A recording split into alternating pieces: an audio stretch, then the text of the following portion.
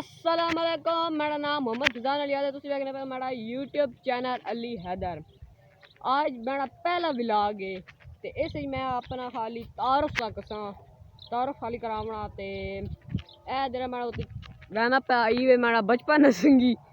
ठीक है, इस इधर तक शक्लिया ही मेरा बचपन संगी ते इस देर काम सा कीता रल की कीता कोई सा ई नहीं कीता बेस थोड़ा कीता मैं ज़्यादा कीता सिद्धू रल की काम कीते दे कीता।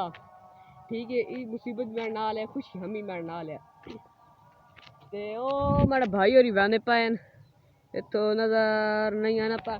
मैं इंशाल्लाह इस वीडियो हिस्सा मैं अपना भाई भी तकैसी चाचा ने पुत्र में सारे तकैसा ते ई हाँ व्लॉग अगर खाली आज मैं इस निक्का व्लॉग बनाया ना तो समझ बड़ा बनावना है, लॉन्ग व्लॉग बनावना है पर अस इस वास्ते मुख्तसर खाली तारफ खाली करावना है था निक्का व्लॉग बनाया है।